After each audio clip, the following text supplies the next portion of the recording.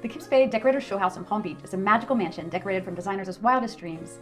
You're getting the rare chance to see what a designer can do without the constraints of a cautious client. I went behind the curtain of the Kips Decorator Showcase.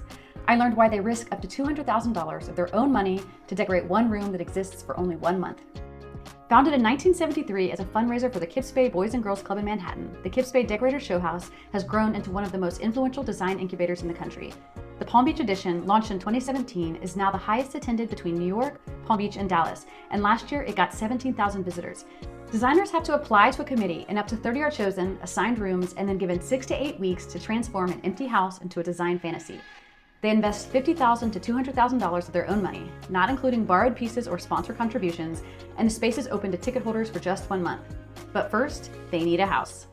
I spoke to Nazira Handel, who has overseen the show houses for 14 years. She told me that securing the property is the hardest part of her job.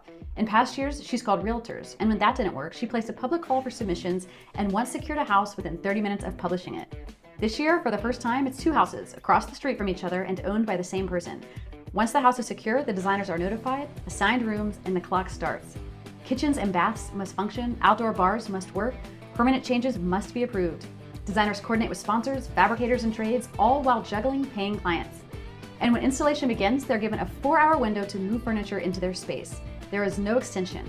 At 8 a.m., the deadline hits, and they surrender the house back to Nazira. Only once has a designer missed the deadline. Here's what this year's designers divulged. Colleen Rosar of Colleen Rosar Design designed her entire space off of Christopher Farr's Carnival fabric. It shipped from London and was lost in customs, so she had it reprinted and shipped again, and it was lost again. With only 35 yards left from her runoff, Rosar took a train to London from Paris, physically picked up the bolt of fabric, flew it to LA to be turned into a sofa, and took a red-eye back to her home in New York. Deborah Wesselman of Wesselman Design had a similar horror story. These alpaca skins from her native Peru were also stuck in customs. They finally came in at the last minute when they were dyed to match her space. And not all couches make it in one piece. Lynn Burney of LTA Interiors had to cut this amazing custom banquette in half to fit through the door.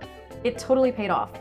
Stephen Walsh of Stephen Walsh Design installed the stone countertop the night before the 8 a.m. deadline and only left at 4 a.m. But his contractors stayed behind because they had installed a temporary structure to hold up the slabs. The contractor slept in his van on site to remove the supports right before the 8 a.m. deadline. The transformation is truly inspiring.